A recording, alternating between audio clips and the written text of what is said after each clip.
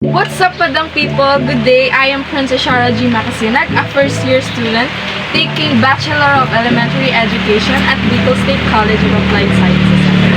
So, for today's video is mag-interview tayo ng mga SK and barangay officials here in our barangay, Bacol, which is all about demography.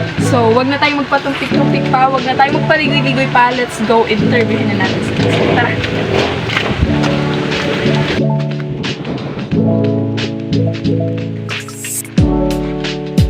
Hello po, ako po si John Ray Tibunoan, a student, a family member, and now an SK Councilor of Barangay po. Anong po ang kabataan isa? Ang member kang kabataan, hindi sa Pakulit 2,600. Nakakita ang population ng kabataan sa Pakulit. Ibig sabihin, nakulang mareklamo, nakulang matarang sa ino. Dahil nga itong advocacy po ay disaster risk reduction, mas maganda. Although mapagal dahil nakul sasakot-sakot ng mga zona sa Venezuela, yung nakul ng mga sityo kita. So sarong-sarong mo ito para mataplan kabus ni paano maging prepare kita sa mga pag-iwa, aksidente, insidente, din sa mga din ay inaasahan ng lakad. How can you ensure? Yun na, through trainings, and actually di ko di kayang ibubunsolo lang. Dahil bakit ang barangay council, bakit ang kapitan, bakit ang barangay kagawad, bakit ang SK chairman, bakit ang grupo ng Pagayapa, kahit tanong kita, hindi may ibang mga committees na mahirap para maging safe ang mga kapulanas ng sa tuyang community. Ang barangay Bacol, ang pag-ikot-ikot mo na yun ay middle class kita. Saka character based ang question mo ay all mga kapulanas. Skillful, talented, jam ng gabos, patitibay, masasabi ko din sa ng barangay. Actually, kita ko lang kitang dapat i-preserve. Dito tayo yung culture ka, makita ko kung kang paul. Si agriculture, ang paul, pagkakaroon ng mga sunflowers, bilip kuman. Ang kaipuan ng bagoon, katapos kita ng kaipuan i-preserve, pero ako lang din kita kaipuan bagoon. Ang inot ay community engagement, active participation. Hindi ka naman ang kaipuan na iba mo ay ito ang focus ng sa SK, dahil SK kami. Kaipuan bago ng focus. Sa in, natibay ang minority, dapat manawag sila. Kahit 5 lang kamo, 10 lang kamo, 20 lang kamo, matigil sa araw kamo. Kaipuan silang matakantahan. Dahil minsan itong ligit na taong ito, ay silang mas nanigil ako ng boses sa araw. Good day, I am Kimberly Alinares, the newly elected SK Kagawad of Barangay Bacol. The estimated size or population of the youth in Barangay Bacol is almost 3,000. Since madami yung population ng mga youth and ang advocacy ko is more on about mental health,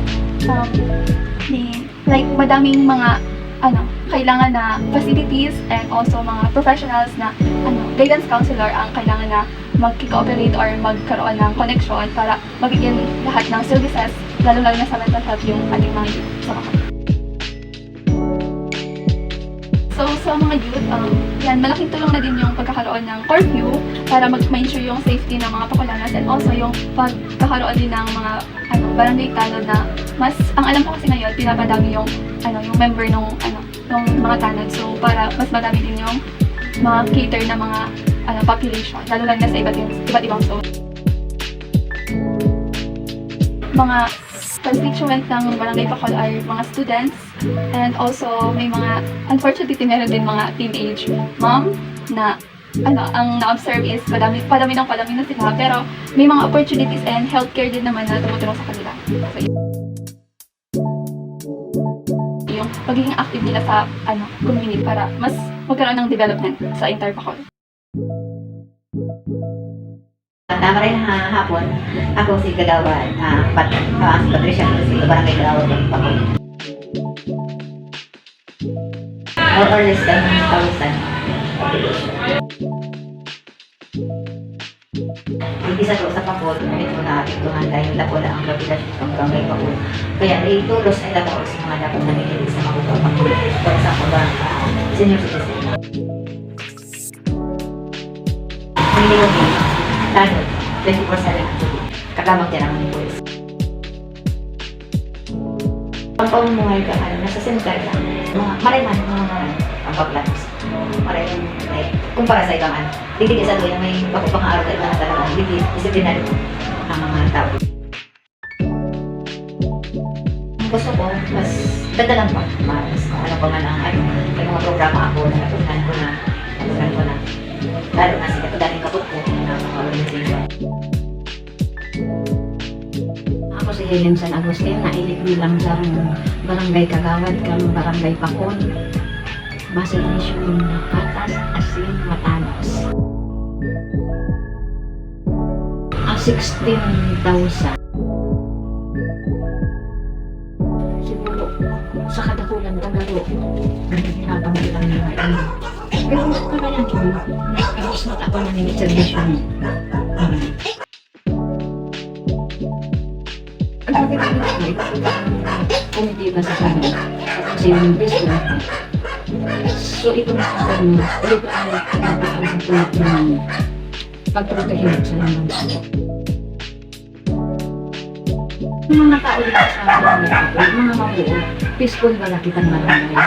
Kung nagkatarawan na ng oportunidad sa itong mga mayong trabaho, hindi kang pag-araw na yung subdivision. Kung baga, si mga mayong trabaho, nag-apply dyan, nakaralaang sila bilang sa construction worker.